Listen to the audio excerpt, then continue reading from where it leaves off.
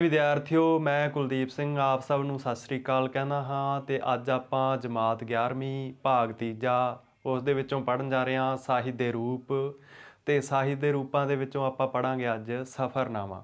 ਸਫ਼ਰਨਾਮਾ ਕਹਿੰਦੇ ਕਿਸ ਨੂੰ ਹਨ, ਉਸ ਦੀ ਪਰਿਭਾਸ਼ਾ ਤੇ ਫਿਰ ਉਸ ਦੇ ਤੱਤਾਂ ਦੀ ਗੱਲ ਕਰਾਂਗੇ, ਕਿਹੜੇ-ਕਿਹੜੇ ਤੱਤਾਂ ਦੇ ਨਾਲ ਮਿਲ ਕੇ ਸਫ਼ਰਨਾਮਾ ਬਣਦਾ ਹੈ। ਤਾਂ ਆਓ ਸ਼ੁਰੂ ਕਰਦੇ ਹਾਂ ਸਫ਼ਰਨਾਮਾ ਸ਼ਬਦ ਦੇ ਅਰਥਾਂ ਤੋਂ। ਸਫ਼ਰਨਾਮਾ ਸ਼ਬਦ ਦੋ ਸ਼ਬਦਾਂ ਤੋਂ ਮਿਲ ਕੇ ਬਣਿਆ ਹੈ, ਸਫ਼ਰ ਅਤੇ ਨਾਮਾ। ਸਫ਼ਰ ਦੇ ਅਰਥ ਤੁਸੀਂ ਸਾਰੇ ਜਾਣਦੇ ਹੀ ਹੋ, ਯਾਤਰਾ, ਅਤੇ ਨਾਮਾ ਸ਼ਬਦ ਦੇ ਅਰਥ ਹੁੰਦੇ ਹਨ ਚਿੱਠੀ ਜਾਂ ਸਮਾਚਾਰ। ਭਾਵ ਕੀਤੀ ਹੋਈ ਯਾਤਰਾ ਨੂੰ ਚਿੱਠੀ ਰੂਪ ਦੇ ਵਿੱਚ ਲਿਖਣਾ ਜਾਂ ਉਸਦੇ ਸਮਾਚਾਰ ਲਿਖਣਾ, ਉਸਦਾ ਸਫ਼ਰ ਦਾ ਬਿਆਨ ਕਰਨਾ, ਇਹ ਅਖਵਾਉਂਦਾ ਹੈ ਸਫ਼ਰਨਾਮਾ। ਜਿਵੇਂ ਤੁਸੀਂ ਕਿਸੇ ਯਾਤਰਾ 'ਤੇ ਜਾਂਦੇ ਹੋ ਅਤੇ ਆ ਕੇ ਆਪਣੇ ਦੋਸਤਾਂ ਮਿੱਤਰਾਂ ਨੂੰ ਉਸ ਦੀ ਜਾਣਕਾਰੀ ਦਿੰਦੇ ਹੋ ਕਿ ਤੁਸੀਂ ਉੱਥੇ ਕੀ ਅਨੁਭਵ ਕੀਤਾ, ਕਿਹੜੀਆਂ ਘਟਨਾਵਾਂ ਤੁਹਾਡੇ ਨਾਲ ਵਾਪਰੀਆਂ, ਉਹਨਾਂ ਦੀ ਜਿਹੜੀ ਤੁਸੀਂ ਜਾਣਕਾਰੀ ਦੇ ਰਹੇ ਹੁੰਦੇ ਹੋ ਉਹ ਸਫ਼ਰਨਾਮਾ ਹੀ ਹੁੰਦਾ ਇੱਕ ਪ੍ਰਕਾਰ ਦਾ। ਇਸੇ ਤਰੀਕੇ ਨਾਲ ਕੋਈ ਲੇਖਕ ਜਾਂ ਸਫ਼ਰਨਾਮਾਕਾਰ ਜਦੋਂ ਕੋਈ ਇਹੋ ਜਿਹੀ ਯਾਤਰਾ ਕਰਦਾ ਹੈ ਤਾਂ ਉੱਥੋਂ ਦੀ ਜਾਣਕਾਰੀ ਉਹ ਆਪਾਂ ਨੂੰ ਜਦੋਂ ਲਿਖਤ ਰੂਪ ਦੇ ਵਿੱਚ ਦਿੰਦਾ ਹੈ ਤਾਂ ਉਸ ਨੂੰ ਸਫ਼ਰਨਾਮਾ ਕਹਿੰਦੇ ਹਾਂ। ਦੇਸ਼ ਦੁਨੀਆ ਦੀਆਂ ਦੂਜੀਆਂ ਥਾਵਾਂ ਜਿਨ੍ਹਾਂ ਨੂੰ ਅਸੀਂ ਨਹੀਂ ਦੇਖਿਆ ਉਹਨਾਂ ਦੇ ਬਾਰੇ ਜਾਣਕਾਰੀ ਪ੍ਰਾਪਤ ਕਰਨਾ ਸਾਨੂੰ ਚੰਗਾ ਲੱਗਦਾ ਹੈ। ਜਿਹੜੀਆਂ ਥਾਵਾਂ ਨਹੀਂ ਵੇਖੀਆਂ ਹੁੰਦੀਆਂ ਉਹਨਾਂ ਦੇ ਬਾਰੇ ਸਾਨੂੰ ਲੱਗਦਾ ਹੈ ਕਿ ਅਸੀਂ ਉਹਨਾਂ ਦੇ ਬਾਰੇ ਵੱਧ ਤੋਂ ਵੱਧ ਜਾਣੀਏ। ਤਾਂ ਹਰੇਕ ਮਨੁੱਖ ਹੈ ਜਿਹੜਾ ਉਹ ਹਰੇਕ ਥਾਂ 'ਤੇ ਤਾਂ ਘੁੰਮ ਨਹੀਂ ਸਕਦਾ, ਹਰੇਕ ਥਾਂ 'ਤੇ ਜਾ ਨਹੀਂ ਸਕਦਾ। ਤਾਂ ਕੁਛ ਥਾਵਾਂ ਦੀ ਜਾਣਕਾਰੀ ਹੈ ਜਿਹੜੀ ਉਹ ਅਸੀਂ ਕਿਤਾਬਾਂ ਰਾਹੀਂ ਪੜ੍ਹ ਕੇ ਲੈ ਸਕਦੇ ਹਾਂ। ਇਸੇ ਹੀ ਵਿੱਚੋਂ ਜਿਹੜਾ ਸਫ਼ਰਨਾਮਾ ਹੈ ਉਹ ਉਪਜਿਆ ਹੈ ਕਿ ਹਰੇਕ ਥਾਂ ਦੀ ਯਾਤਰਾ ਜਿਹੜਾ ਉਹ ਹਰੇਕ ਬੰਦਾ ਕਰ ਨਹੀਂ ਸਕਦਾ ਅਤੇ ਹਰੇਕ ਥਾਂ ਦੀ ਯਾਤਰਾ ਕਰਨੀ ਸੰਭਵ ਨਹੀਂ ਹੁੰਦੀ। ਉੱਥੋਂ ਦੀ ਜਾਣਕਾਰੀ ਲੈਣ ਦੇ ਲਈ ਅਸੀਂ ਸਫ਼ਰਨਾਮੇ ਤੋਂ ਇਹ ਲਾਭ ਉਠਾ ਸਕਦੇ ਹਾਂ। ਤਾਂ ਇਹ ਜੋ ਲੇਖਕ ਜਾਂ ਕੋਈ ਵੀ ਸੈਲਾਨੀ ਜਦੋਂ ਕਿਤੇ ਘੁੰਮਣ ਜਾਂਦਾ ਹੈ ਅਤੇ ਆਪਣੇ ਅਨੁਭਵਾਂ ਨੂੰ ਉੱਥੇ ਜੋ ਉਸਦੇ ਨਾਲ ਘਟਨਾਵਾਂ ਵਾਪਰਦੀਆਂ ਹਨ, ਉੱਥੇ ਜੋ ਉਸਨੇ ਦੇਖਿਆ, ਉਸਦੇ ਜੋ ਤਜਰਬੇ ਹੁੰਦੇ ਹਨ, ਉਹ ਜਦੋਂ ਲਿਖ ਕੇ ਕਿਤਾਬ ਰੂਪ ਦੇ ਵਿੱਚ ਸਾਡੇ ਤੱਕ ਪਹੁੰਚਾਉਂਦਾ ਹੈ ਤਾਂ ਉਸ ਨੂੰ ਅਸੀਂ ਸਫ਼ਰਨਾਮਾ ਕਹਿੰਦੇ ਹਾਂ। ਸਫ਼ਰਨਾਮਾ ਹੁੰਦਾ ਹੈ ਸਫ਼ਰ ਦਾ ਬਿਆਨ ਕਰਨਾ, ਅਤੇ ਇਹ ਸਫ਼ਰ ਦਾ ਬਿਆਨ ਸਿੱਧਾ ਨਹੀਂ ਹੁੰਦਾ ਕਿ ਜੋ ਉਸਨੇ ਉੱਥੇ ਅਨੁਭਵ ਕੀਤਾ ਘਟਨਾਵਾਂ ਨੂੰ ਉਸ ਦੇ ਨਾਲ ਵਾਪਰੀਆਂ ਉਸਦਾ ਸਿੱਧਾ ਬਿਆਨ ਕਰਨਾ ਨਹੀਂ ਹੁੰਦਾ। ਉਸ ਨੂੰ ਉਹ ਰੌਚਕ ਅਤੇ ਦਿਲਚਸਪ ਤਰੀਕੇ ਦੇ ਨਾਲ ਬਿਰਤਾਂਤ ਬਣਾ ਕੇ ਪੇਸ਼ ਕਰਦਾ ਹੈ। ਸਫ਼ਰਨਾਮਾ ਤੋਂ ਭਾਵ ਉਹ ਬਿਰਤਾਂਤਕ ਰਚਨਾ ਹੈ ਜਿਸ ਵਿੱਚ ਕਿਸੇ ਯਾਤਰਾ ਦਾ ਰੌਚਕ ਅਤੇ ਦਿਲਚਸਪ ਵਰਣਨ ਹੋਵੇ। ਇਹ ਰੌਚਕ ਅਤੇ ਦਿਲਚਸਪ ਵਰਣਨ ਹੈ ਜਿਹੜਾ ਇਹ ਮੁੱਖ ਗੱਲ ਹੈ ਇੱਥੇ ਨੋਟ ਕਰਨ ਵਾਲੀ। ਅਸੀਂ ਕੁਛ ਹੋਰ ਲੱਛਣ ਦੇਖਦੇ ਹਾਂ ਸਫ਼ਰਨਾਮੇ ਦੇ ਕਿ ਸਫ਼ਰਨਾਮੇ ਦੇ ਵਿੱਚ ਹੋਰ ਕਿਹੜੇ ਲੱਛਣ ਪਾਏ ਜਾਂਦੇ ਹਨ। ਤਾਂ ਇਹ ਜੋ ਸਾਡੇ ਕੋਲ ਲਿਖੇ ਹੋਏ ਹਨ ਇਹ ਸਫ਼ਰਨਾਮੇ ਦੇ ਅਸੀਂ ਲੱਛਣ ਕਹਿ ਸਕਦੇ ਹਾਂ ਇਹਨਾਂ ਨੂੰ। ਅਤੇ ਇਹ ਕਿਹੜੇ ਹਨ? ਇੱਕ ਤਾਂ ਇਹ ਵਿਸਤ੍ਰਿਤ ਆਕਾਰ ਦੀ ਰਚਨਾ ਹੁੰਦੀ ਹੈ, ਕਿਉਂਕਿ ਜਦੋਂ ਕਿਸੇ ਥਾਂ ਦੀ ਯਾਤਰਾ ਕੀਤੀ ਜਾਂਦੀ ਹੈ ਅਤੇ ਉਸ ਦੇ ਵਿੱਚ ਉਸਦਾ ਜਿਹੜਾ ਵੇਰਵਾ ਦੇਣਾ ਹੁੰਦਾ ਹੈ ਉਹ ਥੋੜ੍ਹੇ ਸ਼ਬਦਾਂ ਦੇ ਵਿੱਚ ਦੇਣਾ ਸੰਭਵ ਨਹੀਂ ਹੁੰਦਾ। ਤਾਂ ਇਹ ਜਿਹੜੀ ਰਚਨਾ ਹੈ ਸਫ਼ਰਨਾਮਾ ਇਹ ਵੱਡੇ ਆਕਾਰ ਦੀ ਬਣ ਜਾਂਦੀ ਹੈ, ਵਿਸਤ੍ਰਿਤ ਆਕਾਰ ਦੀ ਬਣ ਜਾਂਦੀ ਹੈ। ਦੂਜੀ ਗੱਲ ਇਸ ਦੇ ਵਿੱਚ ਯਾਤਰਾ ਸਮਾਚਾਰ ਹੈ ਜਿਹੜੇ ਉਹ ਸ਼ਾਮਲ ਹੁੰਦੇ ਹਨ। ਤਾਂ ਇਹ ਗੱਲ ਤਾਂ ਅਸੀਂ ਪਹਿਲਾਂ ਹੀ ਸਾਫ਼ ਹੀ ਕਰ ਚੁੱਕੇ ਹਾਂ ਕਿ ਸਫ਼ਰਨਾਮਾ ਹੁੰਦਾ ਹੀ ਯਾਤਰਾ ਦਾ ਵਰਣਨ ਹੈ। ਤਾਂ ਕਿਸੇ ਥਾਂ ਦੀ ਕੀਤੀ ਹੋਈ ਯਾਤਰਾ ਹੈ ਜਿਹੜੀ ਉਸਦੇ ਜਿਹੜੇ ਸਮਾਚਾਰ ਹੁੰਦੇ ਹਨ, ਉੱਥੋਂ ਦੀਆਂ ਘਟਨਾਵਾਂ ਅਤੇ ਲੇਖਕ ਦੇ ਅਨੁਭਵ ਹੁੰਦੇ ਹਨ ਜਿਹੜੇ ਉਹ ਯਾਤਰਾ ਸਮਾਚਾਰ ਇਸ ਦੇ ਵਿੱਚ ਸ਼ਾਮਲ ਹੁੰਦੇ ਹਨ। ਤੀਜੀ ਗੱਲ ਹੈ ਕਿ ਸਫ਼ਰਨਾਮਾ ਲਿਖਣ ਵਾਲਾ ਖੁਦ ਹੀ ਨਾਇਕ ਹੁੰਦਾ ਹੈ। ਜੋ ਸਫ਼ਰ ਕਰ ਰਿਹਾ ਹੁੰਦਾ ਹੈ, ਯਾਤਰਾ ਕਰ ਰਿਹਾ ਹੁੰਦਾ ਹੈ, ਉਹ ਹੀ ਆਪਣੇ ਸਫ਼ਰ ਦੇ ਬਾਰੇ ਜਾਣਕਾਰੀ ਦੇ ਰਿਹਾ ਹੁੰਦਾ ਹੈ ਲਿਖ ਕੇ, ਤਾਂ ਉਹ ਖੁਦ ਹੀ ਇਸ ਦਾ ਨਾਇਕ ਹੁੰਦਾ ਹੈ। ਤਾਂ ਇੱਥੇ ਅਸੀਂ ਇੱਕ ਗੱਲ ਹੋਰ ਕਹਿ ਸਕਦੇ ਹਾਂ ਕਿ ਜੋ ਸਫ਼ਰਨਾਮਾ ਹੈ ਉਹ ਉੱਤਮ ਪੁਰਖ ਸ਼ੈਲੀ ਦੇ ਵਿੱਚ ਲਿਖਿਆ ਜਾਂਦਾ ਹੈ। ਉੱਤਮ ਪੁਰਖ ਸ਼ੈਲੀ ਦੇ ਵਿੱਚ ਲਿਖਣ ਤੋਂ ਭਾਵ ਹੈ ਕਿ ਜਿਹੜਾ ਲੇਖਕ ਹੈ ਸਫ਼ਰਨਾਮਾਕਾਰ ਹੈ ਉਹ ਇਸ ਤਰੀਕੇ ਨਾਲ ਕਹਿੰਦਾ ਹੈ ਕਿ ਮੈਂ ਉੱਥੇ ਗਿਆ, ਮੈਂ ਆਹ ਅਨੁਭਵ ਕੀਤਾ, ਮੇਰੇ ਨਾਲ ਆਹ ਘਟਨਾ ਵਾਪਰੀ, ਜਾਂ ਉਸਦੇ ਨਾਲ ਕੁਛ ਹੋਰ ਲੋਕ ਹੋਣਗੇ ਤਾਂ ਉਹ ਕਹੂਗਾ ਸਾਡੇ ਜਾਂ ਸਾਡੇ ਤੋਂ ਸੰਬੰਧਿਤ। ਤਾਂ ਇਹ ਜਿਹੜੇ ਸਾਰੇ ਪੜਨਾਮ ਹਨ ਇਹ ਉੱਤਮ ਪੁਰਖ ਦੇ ਹਨ ਤੇ ਇਹਨਾਂ ਦੇ ਰਾਹੀਂ ਜਦੋਂ ਉਹ ਬਿਆਨ ਕਰਦਾ ਹੈ ਤਾਂ ਇਹ ਸ਼ੈਲੀ ਬਣ ਜਾਂਦੀ ਹੈ ਉੱਤਮ ਪੁਰਖ ਦੀ, ਕਿਉਂਕਿ ਉਸ ਨੇ ਇਹ ਯਾਤਰਾ ਖੁਦ ਹੀ ਕੀਤੀ ਹੁੰਦੀ ਹੈ ਤੇ ਆਪ ਦੇ ਬਾਰੇ ਜਦੋਂ ਉਹ ਜਾਣਕਾਰੀ ਦਿੰਦਾ ਹੈ ਤਾਂ ਉਹ ਇਹਨਾਂ ਪੜਨਾਵਾਂ ਦੀ ਵਰਤੋਂ ਕਰਦੇ ਹੋਏ ਵਾਕ ਰਚਨਾ ਕਰਦਾ ਹੈ ਤੇ ਅਸੀਂ ਇਸ ਨੂੰ ਕਹਿੰਦੇ ਹਾਂ ਉੱਤਮ ਪੁਰਖ ਸ਼ੈਲੀ। ਤਾਂ ਜਿਹੜਾ ਸਫ਼ਰਨਾਮਾ ਹੈ ਉਹ ਉੱਤਮ ਪੁਰਖ ਸ਼ੈਲੀ ਦੇ ਵਿੱਚ ਲਿਖਿਆ ਜਾਂਦਾ ਹੈ। ਇਸ ਤੋਂ ਇਲਾਵਾ ਸਫ਼ਰਨਾਮੇ ਦੇ ਵਿੱਚ ਦੇਸ਼ ਕਾਲ ਦੀ ਜਾਣਕਾਰੀ ਆ ਜਾਂਦੀ ਹੈ, ਭਾਵ ਜਿੱਥੋਂ ਦੀ ਯਾਤਰਾ ਕੀਤੀ ਗਈ ਹੁੰਦੀ ਹੈ ਉੱਥੋਂ ਦਾ ਜਿਹੜਾ ਦੇਸ਼ ਕਾਲ ਹੁੰਦਾ ਹੈ, ਉੱਥੋਂ ਦੇ ਵਾਤਾਵਰਨ, ਉੱਥੋਂ ਦੇ ਰੀਤੀ ਰਿਵਾਜ, ਉਹਨਾਂ ਦੀ ਜਾਣਕਾਰੀ ਸਫ਼ਰਨਾਮੇ ਦੇ ਵਿੱਚ ਆ ਜਾਂਦੀ ਹੈ। ਆਲੋਚਨਾਤਮਕ ਸ਼ੈਲੀ, ਹੁਣ ਜਿਹੜੀ ਲੇਖਕ ਦੀ ਸ਼ੈਲੀ ਹੈ ਉਹ ਆਲੋਚਨਾ ਵਾਲੀ ਹੁੰਦੀ ਹੈ। ਆਲੋਚਨਾ ਵਾਲੀ ਹੋਣ ਤੋਂ ਭਾਵ ਇਹ ਹੁੰਦਾ ਹੈ ਕਿ ਲੇਖਕ ਨੇ ਜੋ ਉੱਥੇ ਦੇਖਿਆ, ਜੋ ਉਸ ਦੇ ਨਾਲ ਘਟਨਾ ਵਾਪਰੀਆਂ, ਉਸ ਦੇ ਗੁਣ ਅਤੇ ਔਗਣ, ਉਸ ਦਾ ਚੰਗਾ ਅਤੇ ਮਾੜਾ ਦੋਨੇ ਪੱਖ ਉਹ ਪੇਸ਼ ਕਰਦਾ ਹੈ। ਇਹ ਨਹੀਂ ਕਿ ਉਹ ਕਿਸੇ ਘਟਨਾ ਦੇ ਪ੍ਰਤੀ ਉਲਾਰ ਹੋ ਗਿਆ, ਉਸ ਦੇ ਜੋ ਆਪਣੇ ਨਿੱਜੀ ਵਿਚਾਰ ਹੁੰਦੇ ਹਨ ਉਹਨਾਂ ਤੋਂ ਉਹ ਦੂਰ ਰਹਿੰਦੇ ਹੋਏ ਉਸ ਨੂੰ ਦੋਨਾਂ ਤਰੀਕਿਆਂ ਦੇ ਨਾਲ ਉਸ ਦੀਆਂ ਚੰਗਿਆਈਆਂ ਬੁਰਾਈਆਂ ਦੋਨਾਂ ਨੂੰ ਹੀ ਪੇਸ਼ ਕਰਦਾ ਹੈ। ਇਹ ਸ਼ੈਲੀ ਹੈ ਜਿਹੜੀ ਆਲੋਚਨਾਤਮਕ ਸ਼ੈਲੀ ਬਣ ਜਾਂਦੀ ਹੈ। ਉਸ ਦਾ ਆਪਣਾ ਇਕੱਲੇ ਦਾ ਨਜ਼ਰੀਆ ਹੀ ਉੱਥੇ ਪੇਸ਼ ਕਰਨਾ ਇਹ ਗਲਤ ਹੋ ਜਾਂਦਾ ਹੈ, ਉਸ ਨੂੰ ਆਲੋਚਨਾਤਮਕ ਸ਼ੈਲੀ ਦੇ ਵਿੱਚ ਪੇਸ਼ ਕੀਤਾ ਜਾਂਦਾ ਹੈ, ਭਾਵ ਉਸ ਦੇ ਗੁਣ ਤੇ ਔਗਣ ਦੋਵਾਂ ਚੀਜ਼ਾਂ ਨੂੰ ਹੀ ਉੱਥੇ ਪੇਸ਼ ਕੀਤਾ ਜਾਂਦਾ ਹੈ। ਇਹ ਕਈ ਸਾਹਿਤਿਕ ਵੰਨਗੀਆਂ ਦਾ ਸੁਮੇਲ ਹੁੰਦਾ ਹੈ।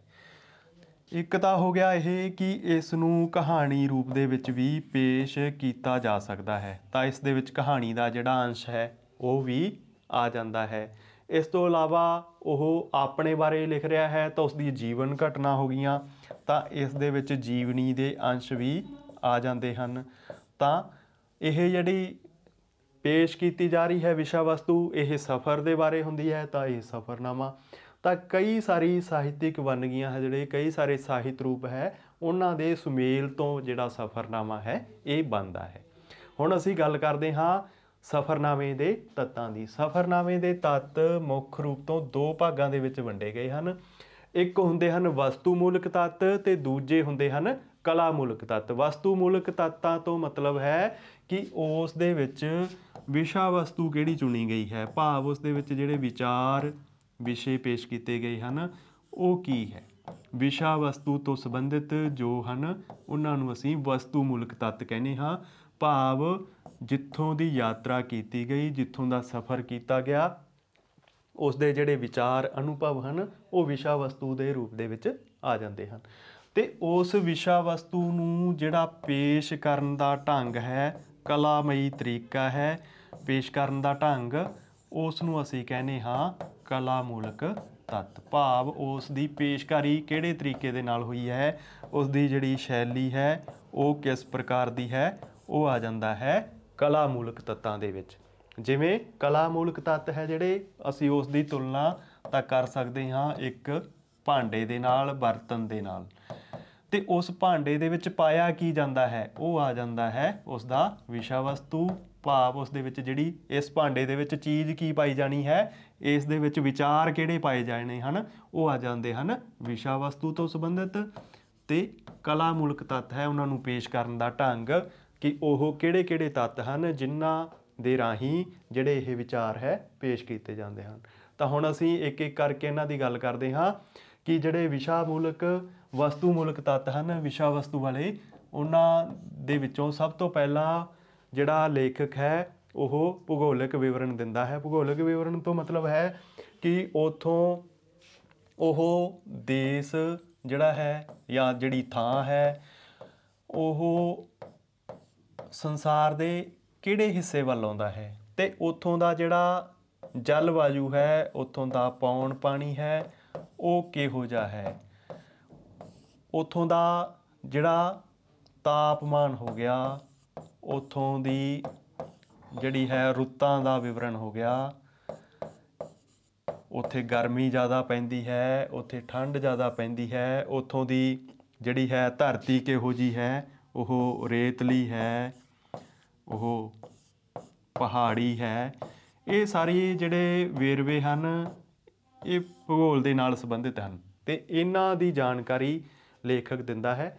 ਇਸ ਤੋਂ ਇਲਾਵਾ ਉਸ ਦੇ ਵਿੱਚ ਕਿਉਂਕਿ ਜਿਹੜੀਆਂ ਇਹ ਧਰਤੀ ਦਾ ਸੰਬੰਧ ਹੋ ਗਿਆ, ਰੇਤਲੀ ਪਹਾੜੀ, ਤਾਂ ਉਸ ਦਾ ਸੰਬੰਧ ਉੱਥੋਂ ਦੀਆਂ ਫਸਲਾਂ ਦੇ ਨਾਲ ਵੀ ਫਿਰ ਅੱਗੇ ਚੱਲ ਕੇ ਜੁੜ ਪਊਗਾ, ਉਸ ਦੇ ਨਾਲ ਉਪਜ ਉਤਪਾਦਨ, ਇਹ ਸਾਰੀਆਂ ਗੱਲਾਂ ਜੁੜ ਜਾਣਗੀਆਂ। ਤਾਂ ਪਹਿਲੇ ਹੈ ਜਿਹੜੇ ਉਹ ਇਹ ਭੂਗੋਲ ਦੇ ਨਾਲ ਸੰਬੰਧਿਤ ਵੇਰਵੇ ਹੈ ਲੇਖਕ ਆਪਣੇ ਸਫ਼ਰਨਾਮੇ ਦੇ ਵਿੱਚ ਦਿੰਦਾ ਹੈ।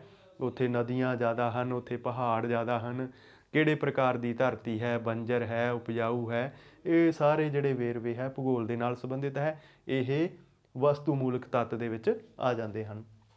ਦੂਜਾ ਉੱਥੋਂ ਦੀਆਂ ਸੰਸਥਾਵਾਂ ਦੀ ਜਾਣਕਾਰੀ ਹੈ ਜਿਹੜਾ ਉਹ ਲੇਖਕ ਆਪਣੇ ਸਫ਼ਰਨਾਮੇ ਦੇ ਵਿੱਚ ਦਿੰਦਾ ਹੈ। ਉਹ ਸੰਸਥਾਵਾਂ ਕਿਹੜੀਆਂ ਹੋ ਸਕਦੀਆਂ ਹਨ? ਉਹ ਸੰਸਥਾਵਾਂ ਪਹਿਲੀਆਂ ਤਾਂ ਹੋ ਗਈਆਂ ਜੀ ਰਾਜਨੀਤਿਕ ਸੰਸਥਾਵਾਂ ਕਿਹੜੀਆਂ ਹੈ, ਰਾਜਨੀਤਿਕ ਪਾਰਟੀਆਂ ਕਿਹੜੀਆਂ ਹਨ, ਉਹਨਾਂ ਦਾ ਕੰਮ ਕਰਨ ਦਾ ਤਰੀਕਾ ਕੀ ਹੈ।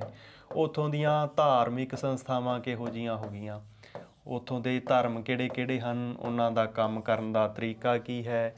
ਹੋਰ ਸੰਸਥਾਵਾਂ ਜਿਹੜੀਆਂ ਹੋ ਸਕਦੀਆਂ ਹੈ, ਵਿਦਿਅਕ ਸੰਸਥਾਵਾਂ ਹੋ ਸਕਦੀਆਂ ਹਨ। ਵਿਦਿਅਕ ਸੰਸਥਾਵਾਂ ਉੱਥੋਂ ਦੇ ਸਕੂਲ, ਉੱਥੋਂ ਦੇ ਕਾਲਜ, ਉਹਨਾਂ ਦਾ ਕੰਮ ਕਰਨ ਦਾ ਤਰੀਕਾ ਕੀ ਹੈ। ਇਹ ਸਾਰੀ ਜਾਣਕਾਰੀ ਹੈ ਜਿਹੜੀਆਂ ਉਹ ਸੰਸਥਾਵਾਂ ਦੇ ਵਿੱਚ ਆ ਜਾਂਦੀ ਹੈ। ਇਸ ਤੋਂ ਇਲਾਵਾ ਸਾਹਿਤ ਅਤੇ ਕਲਾ ਦੇ ਨਾਲ ਸੰਬੰਧਿਤ ਸੰਸਥਾਵਾਂ ਹੁੰਦੀਆਂ ਹਨ, ਉਹਨਾਂ ਦੀ ਜਾਣਕਾਰੀ ਵੀ ਸੰਸਥਾਵਾਂ ਦੇ ਵਿੱਚ ਆ ਜਾਂਦੀ ਹੈ। ਅਗਲੀ ਗੱਲ ਹੈ ਵਿਸ਼ਾ ਵਸਤੂ ਦੇ ਤੌਰ 'ਤੇ ਜਿਹੜੀ ਪੇਸ਼ ਹੁੰਦੀ ਹੈ ਉਹ ਉਪਜ ਅਤੇ ਉਤਪਾਦਨ ਦੀ ਹੈ।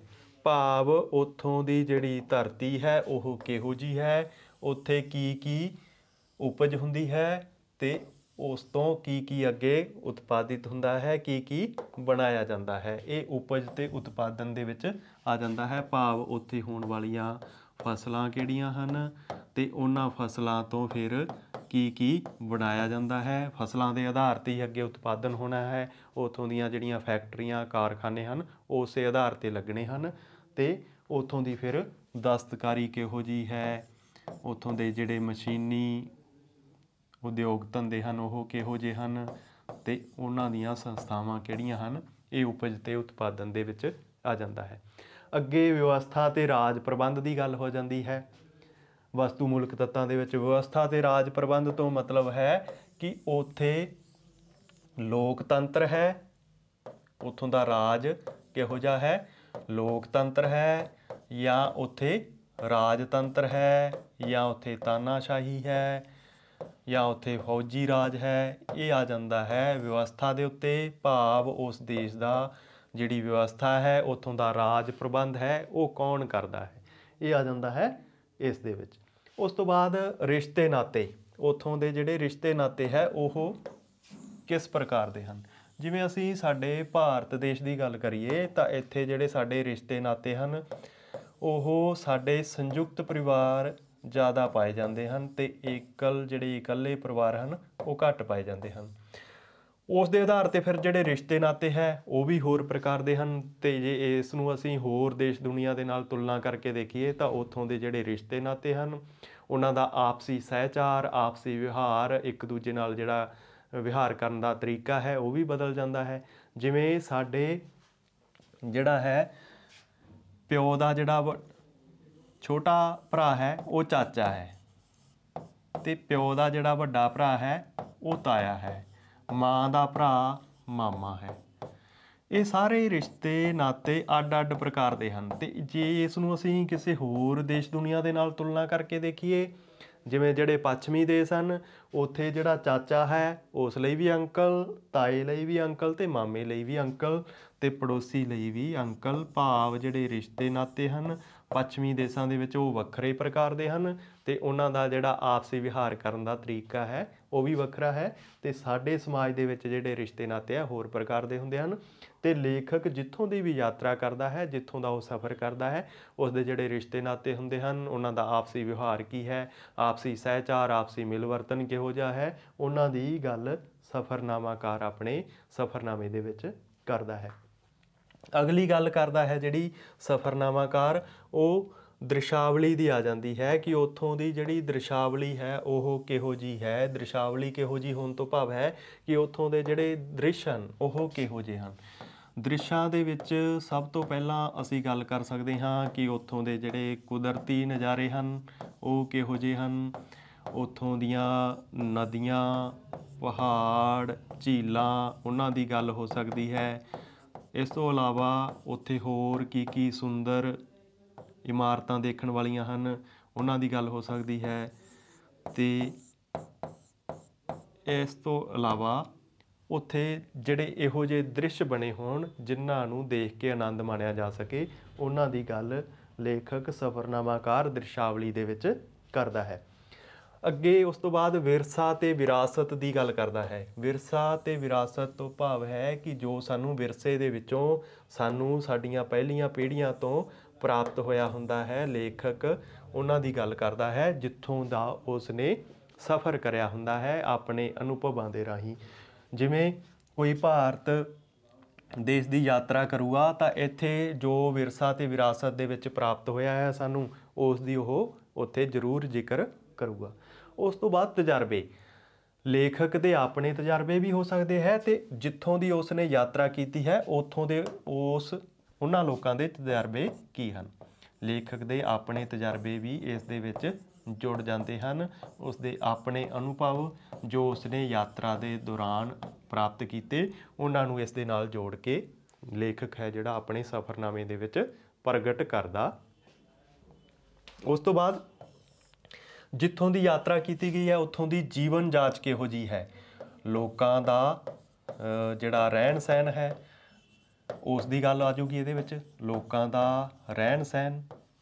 ਇਸ ਤੋਂ ਇਲਾਵਾ ਕਿਉਂਕਿ ਹਰੇਕ ਥਾਂ ਦੀ ਜਿਹੜੀ ਜਲਵਾਯੂ ਹੈ ਵੱਖਰੀ ਹੈ ਅਤੇ ਉਸ ਦਾ ਸਾਹਮਣਾ ਕਰਨ ਦਾ ਤਰੀਕਾ ਵੀ ਜਿਹੜਾ ਲੋਕਾਂ ਦਾ ਉਹ ਵੱਖਰਾ ਹੋਊਗਾ।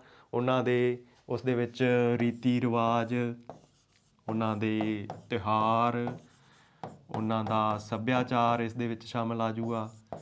ਉਹਨਾਂ ਦਾ ਸੱਭਿਆਚਾਰ, ਉਹ ਕਿਹੜੇ ਮੌਕੇ 'ਤੇ ਕਿਹੋ ਜਿਹਾ ਵਿਵਹਾਰ ਕਰਦੇ ਹਨ, ਇੱਕ ਦੂਜੇ ਦੇ ਨਾਲ ਮਿਲ ਕੇ ਕਿਵੇਂ ਰਹਿੰਦੇ ਹਨ, ਤਿਉਹਾਰਾਂ ਨੂੰ ਕਿਵੇਂ ਮਨਾਉਂਦੇ ਹਨ, ਇਹ ਸਾਰੀ ਉੱਥੋਂ ਦੀ ਜੀਵਨ ਜਾਂਚ ਦੇ ਵਿੱਚ ਆ ਜਾਂਦੀ ਹੈ। ਉਹਨਾਂ ਲੋਕਾਂ ਦਾ ਪਹਿਰਾਵਾ ਕਿਹੋ ਜਿਹਾ ਹੈ, ਇਹ ਸਾਰਾ ਹੀ ਇਸ ਦੇ ਵਿੱਚ ਆ ਜਾਂਦਾ ਹੈ ਉੱਥੋਂ ਦੀ ਜੀਵਨ ਜਾਂਚ ਦੇ ਵਿੱਚ। ਕਿਉਂਕਿ ਲੇਖਕ ਜਿੱਥੇ ਜਾਂਦਾ ਹੈ, ਸਫ਼ਰਨਾਮਾ ਜਿਸ ਦੇ ਬਾਰੇ ਉਹ ਲਿਖਦਾ ਹੈ, ਉੱਥੇ ਉਹ ਜਿਹੜੀਆਂ ਚੀਜ਼ਾਂ ਅਨੁਭਵ ਕਰਦਾ ਹੈ ਉਹਨਾਂ ਦੇ ਬਾਰੇ ਉਸਨੇ ਆਪਣੇ ਵਿਚਾਰ ਪੇਸ਼ ਕਰਨੇ ਹੁੰਦੇ ਹਨ। ਤਾਂ ਇਹ ਅਸੀਂ 9 ਬਿੰਦੂਆਂ ਦੀ ਗੱਲ ਕੀਤੀ ਹੈ ਕਿ ਇਹਨਾਂ ਦੇ ਬਾਰੇ ਜਿਹੜਾ ਸਫ਼ਰਨਾਮਾਕਾਰ ਹੈ ਉਹ ਵਿਚਾਰ ਪੇਸ਼ ਕਰਦਾ ਹੈ। ਇਹ ਅਸੀਂ ਗੱਲ ਕੀਤੀ ਹੈ 9 ਬਿੰਦੂਆਂ ਦੀ। ਇਸ ਤੋਂ ਇਲਾਵਾ ਹੋਰ ਵੀ ਕੁਝ ਬਿੰਦੂ ਹੋ ਸਕਦੇ ਹਨ ਜਿਨ੍ਹਾਂ ਦੇ ਬਾਰੇ ਲੇਖਕ ਹੈ ਜਿਹੜਾ ਉਹ ਜਾਣਕਾਰੀ ਦਿੰਦਾ ਹੈ। ਅਤੇ ਹੁਣ ਅਸੀਂ ਗੱਲ ਕਰਦੇ ਹਾਂ ਕਲਾ ਮੂਲਕ ਤੱਤਾਂ ਦੀ। ਵਸਤੂ ਮੂਲਕ ਤੱਤਾਂ ਨੂੰ ਅਸੀਂ ਕਿਹਾ ਸੀਗਾ ਜਿਹੜਾ ਉਸ ਨੂੰ ਵਿਸ਼ਾ ਵਸਤੂ ਦੇ ਰੂਪ ਦੇ ਵਿੱਚ ਪੇਸ਼ ਕੀਤਾ ਜਾਂਦਾ ਹੈ, ਜਿਹੜੇ ਵਿਚਾਰ ਪੇਸ਼ ਕੀਤੇ ਜਾਂਦੇ ਹਨ, ਜਿਹੜਾ ਉਸ ਦੇ ਵਿੱਚ ਵਿਸ਼ੇ ਰੂਪ ਦੇ ਵਿੱਚ ਪੇਸ਼ ਕੀਤਾ ਜਾਂਦਾ ਹੈ, ਉਸ ਨੂੰ ਅਸੀਂ ਕਿਹਾ ਸੀਗਾ ਵਸਤੂ ਮੂਲਕ ਤੱਤ। ਅਤੇ ਉਸ ਵਸਤੂ ਮੂਲਕ ਤੱਤਾਂ ਨੂੰ ਜਿਹੜਾ ਪੇਸ਼ ਕਰਨ ਦਾ ਸਾਧਨ ਹੈ, ਪੇਸ਼ ਕਰਨ ਦਾ ਢੰਗ ਹੈ, ਤਰੀਕਾ ਹੈ, ਉਹ ਹਨ ਕਲਾ ਮੂਲਕ ਤੱਤ। ਕਲਾ ਮੂਲਕ ਤੱਤਾਂ ਵਿੱਚ ਕਲਾਤਮਕ ਜੁਗਤਾਂ ਸ਼ਾਮਲ ਕੀਤੀਆਂ ਜਾਂਦੀਆਂ ਹਨ। ਜੋ ਉਸ ਨੇ ਉੱਥੇ ਅਨੁਭਵ ਪ੍ਰਾਪਤ ਕੀਤਾ, ਜੋ ਘਟਨਾਵਾਂ ਉੱਥੇ ਵਾਪਰੀਆਂ ਸਫ਼ਰਨਾਮਾਕਾਰ ਦੇ ਨਾਲ, ਉਸ ਨੂੰ ਜਿਹੜਾ ਕਲਾਤਮਕ ਢੰਗ ਦੇ ਨਾਲ ਪੇਸ਼ ਕਰਨ ਦੀ ਜਿਹੜੀ ਜੁਗਤ ਹੈ, ਉਹੀ ਕਲਾ ਮੂਲਕ ਤੱਤ ਸਫ਼ਰਨਾਮੇ ਦੇ ਵਿੱਚ ਅਖਵਾਉਂਦੇ ਹਨ।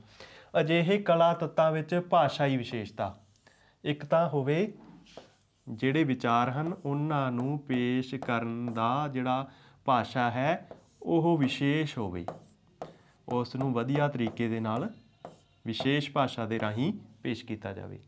ਦੂਜਾ, ਸੋਝ ਭਰਪੂਰ ਸ਼ਬਦਾਵਲੀ ਹੋਣੀ ਚਾਹੀਦੀ ਹੈ। ਸੋਝ ਤੋਂ ਮਤਲਬ ਉਸ ਨੂੰ ਪੇਸ਼ ਕਰਨ ਦੀ ਜਿਹੜੀ ਸੁੰਦਰਤਾ ਹੈ ਉਹ ਸ਼ਬਦਾਵਲੀ ਦੇ ਵਿੱਚ ਹੋਊਗੀ। ਅਗਰ ਸ਼ਬਦਾਵਲੀ ਦੀ ਚੋਣ ਵਧੀਆ ਹੋਊਗੀ ਤਾਂ ਜਿਹੜੀ ਕਲਾ ਮੂਲਕ ਤੱਤ ਹੈ ਉਹਨਾਂ ਨੂੰ ਪੇਸ਼ ਕਰਨ ਦਾ ਢੰਗ ਹੈ ਉਹ ਵਧੀਆ ਬਣ ਜੂਗਾ। ਪ੍ਰਤੀਕ ਅਤੇ ਚਿੰਨ੍ਹਾਂ ਦੀ ਵਰਤੋਂ ਕਰ ਸਕਦਾ ਹੈ ਸਫ਼ਰਨਾਮਾਕਾਰ। ਰੌਚਕ ਪ੍ਰਕਿਰਤੀ ਚਿੱਤਰਣ, ਜਦੋਂ ਪ੍ਰਕਿਰਤੀ ਦਾ ਚਿੱਤਰਣ ਕੀਤਾ ਜਾ ਰਿਹਾ ਹੋਵੇ ਉਹ ਰੌਚਕ ਹੋਣਾ ਚਾਹੀਦਾ ਹੈ ਅਤੇ ਨਾਲ ਹੀ ਨਾਲ ਉਹ ਦਿਲਚਸਪ ਹੋਣਾ ਚਾਹੀਦਾ ਹੈ, ਤਾਂ ਹੀ ਉਹ ਸਫ਼ਰਨਾਮਾ ਹੈ ਜਿਹੜਾ ਪਾਠਕ ਦੇ ਲਈ ਦਿਲਚਸਪ ਬਣੂਗਾ। ਸਾਰਥਕ ਅਖਾਣ ਮੁਹਾਵਰੇ ਜ਼ਿਕਰਯੋਗ ਹਨ। ਇਸ ਤੋਂ ਇਲਾਵਾ ਸਫ਼ਰਨਾਮਾਕਾਰ ਨੂੰ ਥਾਂ ਪਰ ਥਾਂ ਲੋੜ ਅਨੁਸਾਰ ਸਾਰਥਕ ਅਖਾਣ ਅਤੇ ਮੁਹਾਵਰੇ ਵੀ ਵਰਤ ਲੈਣੇ ਚਾਹੀਦੇ ਹਨ, ਜਿਸ ਨਾਲ ਗੱਲ ਹੈ ਜਿਹੜੀ ਉਹ ਸੁਆਦਲੀ ਬਣ ਜਾਂਦੀ ਹੈ। ਇਹਨਾਂ ਤੱਤਾਂ ਦੁਆਰਾ ਸਫ਼ਰਨਾਮਾ ਲੇਖਕ ਆਪਣੇ ਵਿਸ਼ੇ ਵਸਤੂ, ਅਨੁਭਵਾਂ ਅਤੇ ਅਹਿਸਾਸਾਂ ਨੂੰ ਸਾਕਾਰ ਕਰਦਾ ਹੈ। ਜਿਹੜੇ ਉਸ ਨੇ ਅਨੁਭਵ ਕਮਾਏ ਹਨ, ਜਿਹੜੀਆਂ ਉਸ ਨਾਲ ਘਟਨਾਵਾਂ ਬੀਤੀਆਂ ਹਨ, ਉਹ ਜਿਹੜੇ ਉਸਦੇ ਅਹਿਸਾਸ ਹਨ ਉਹਨਾਂ ਨੂੰ ਉਹ ਸਾਕਾਰ ਰੂਪ ਦੇ ਵਿੱਚ, ਭਾਵ ਜਿਵੇਂ ਉਸਨੇ ਆਪ ਦੇਖਿਆ ਉਸੇ ਰੂਪ ਦੇ ਵਿੱਚ ਉਹ ਅੱਗੇ ਪਾਠਕ ਨੂੰ ਪਹੁੰਚਾਉਣ ਦੇ ਵਿੱਚ ਸਫਲ ਹੋ ਜਾਂਦਾ ਹੈ। ਕਲਾ ਸ਼ੈਲੀਆਂ ਕਲਾਮੂਲਕ ਤੱਤਾਂ ਦਾ ਇੱਕ ਪ੍ਰਮੁੱਖ ਅੰਗ ਹੈ। ਸਫ਼ਰਨਾਮੇ ਦੀ ਰਚਨਾ ਤਕਨੀਕ ਵਿੱਚ ਕਲਾ ਸ਼ੈਲੀਆਂ ਦਾ ਮਹੱਤਵਪੂਰਨ ਸਥਾਨ ਹੈ। ਵੱਖ-ਵੱਖ ਸਫ਼ਰਨਾਮਿਆਂ ਵਿੱਚ ਵੱਖ-ਵੱਖ ਸ਼ੈਲੀਆਂ ਦੀ ਵਰਤੋਂ ਹੁੰਦੀ ਹੈ। ਉਹ ਕਿਹੜੀਆਂ-ਕਿਹੜੀਆਂ ਸ਼ੈਲੀਆਂ ਹੋ ਸਕਦੀਆਂ ਹਨ? ਪਹਿਲੀ ਹੈ ਜਿਹੜੀ ਜਿਸ ਨੂੰ ਕਥਾਤਮਕ ਸ਼ੈਲੀ ਕਿਹਾ ਜਾਂਦਾ ਹੈ। ਕਥਾ ਤੋਂ ਮਤਲਬ ਹੈ ਕਹਾਣੀ। ਜਦੋਂ ਕੋਈ ਸਫ਼ਰਨਾਮਾਕਾਰ ਆਪਣੀ ਯਾਤਰਾ ਦਾ ਵਰਣਨ ਇਸ ਪ੍ਰਕਾਰ ਦੇ ਨਾਲ ਕਰਦਾ ਹੈ ਕਿ ਸਾਨੂੰ ਜਿਵੇਂ ਲੱਗਦਾ ਹੋਵੇ ਅਸੀਂ ਕੋਈ ਕਹਾਣੀ ਸੁਣ ਰਹੇ ਹੋਈਏ, ਅਸੀਂ ਕੋਈ ਕਥਾ ਸੁਣ ਰਹੇ ਹੋਈਏ, ਤਾਂ ਉਹ ਸ਼ੈਲੀ ਹੈ ਜਿਹੜੀ ਹੁੰਦੀ ਹੈ ਕਥਾਤਮਕ ਸ਼ੈਲੀ। ਇੱਕ ਹੁੰਦੀ ਹੈ ਡਾਇਰੀ ਸ਼ੈਲੀ। ਡਾਇਰੀ ਸ਼ੈਲੀ ਤੋਂ ਭਾਵ ਹੈ ਕਿ ਜਿਵੇਂ ਸਫ਼ਰਨਾਮਾਕਾਰ ਜਦੋਂ ਸਫ਼ਰ ਕਰਦਾ ਹੈ ਕੋਈ, ਤਾਂ ਉਸਦੀ ਇੱਕ ਡਾਇਰੀ ਲਿਖਦਾ ਰਹਿੰਦਾ ਹੈ। ਡਾਇਰੀ ਲਿਖਣ ਤੋਂ ਭਾਵ ਤਾਰੀਖਬੱਧ ਵੇਰਵਾ। ਜਿਵੇਂ ਕਿ ਮੰਨ ਕੇ ਚੱਲੋ 1 ਦਸੰਬਰ ਨੂੰ ਉਹ ਜਿਹੜੀ ਥਾਂ 'ਤੇ ਗਿਆ, ਉਸਨੇ ਜਿਹੜੇ ਅਨੁਭਵ ਪ੍ਰਾਪਤ ਕੀਤੇ, ਜਿਹੜੀਆਂ ਘਟਨਾਵਾਂ ਉਸ ਦੇ ਨਾਲ ਵਾਪਰੀਆਂ, ਉਹ ਉਸਨੇ ਡਾਇਰੀ ਦੇ ਵਿੱਚ ਲਿਖ ਲਈਆਂ। ਫਿਰ ਅਗਲੀ ਤਾਰੀਖ ਨੂੰ ਕੀ ਹੋਇਆ, ਫਿਰ ਉਸ ਤੋਂ ਅਗਲੀ ਤਾਰੀਖ ਨੂੰ। ਇਸ ਪ੍ਰਕਾਰ ਦੇ ਨਾਲ ਜਿਹੜੀ ਪੇਸ਼ਕਾਰੀ ਦਾ ਢੰਗ ਹੁੰਦਾ ਹੈ ਉਹ ਡਾਇਰੀ ਸ਼ੈਲੀ ਦੇ ਵਿੱਚ ਆ ਜਾਂਦਾ ਹੈ। ਫਿਰ ਹੈ ਪੱਤਰ ਸ਼ੈਲੀ। ਜਿਵੇਂ ਕਿਸੇ ਨੂੰ ਪੱਤਰ ਲਿਖੇ ਗਏ ਹੁਣ ਕਿਸੇ ਥਾਂ ਦੀ ਜਾਣਕਾਰੀ ਦੇਣ ਦੇ ਲਈ।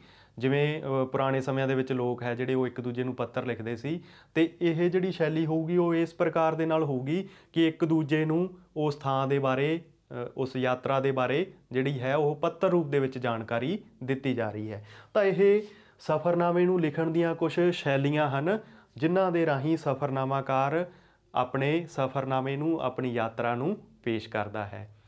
ਉਹ ਸਫ਼ਰਨਾਮਾਕਾਰ ਦੀ ਹੀ ਚੋਣ ਹੁੰਦੀ ਹੈ ਕਿ ਉਸਨੇ ਆਪਣੀ ਯਾਤਰਾ ਨੂੰ, ਆਪਣੇ ਬਿਰਤਾਂਤ ਨੂੰ ਕਿਹੜੇ ਢੰਗ ਦੇ ਨਾਲ ਪੇਸ਼ ਕਰਨਾ ਹੈ। ਉਹ ਆਪਣੇ ਪ੍ਰਸੰਗ ਦੇ ਅਨੁਸਾਰ ਇਸ ਸ਼ੈਲੀ ਦੀ, ਢੁਕਵੀਂ ਸ਼ੈਲੀ ਦੀ ਵਰਤੋਂ ਕਰ ਲੈਂਦਾ ਹੈ। ਤਾਂ ਅੱਜ ਆਪਾਂ ਪੜ੍ਹਿਆ ਸਫ਼ਰਨਾਮੇ ਦੇ ਬਾਰੇ, ਸਫ਼ਰਨਾਮੇ ਦੀ ਪਰਿਭਾਸ਼ਾ, ਸਫ਼ਰਨਾਮੇ ਦੇ ਤੱਤ, ਜਿਨ੍ਹਾਂ ਦੇ ਵਿੱਚ ਵਸਤੂਮੂਲਕ ਤੱਤਾਂ ਦੀ ਗੱਲ ਕੀਤੀ ਅਸੀਂ ਅਤੇ ਕਲਾਮੂਲਕ ਤੱਤਾਂ ਦੀ ਗੱਲ ਕੀਤੀ। ਆਪਾਂ ਮਿਲਾਂਗੇ ਕਿਸੇ ਨਵੇਂ ਅਧਿਐਨ ਬਿੰਦੂ ਦੇ ਨਾਲ। ਉਦੋਂ ਤੱਕ ਲਈ ਆਪ ਸਭ ਵਿਦਿਆਰਥੀਆਂ ਨੂੰ ਸਤਿ ਸ਼੍ਰੀ ਅਕਾਲ।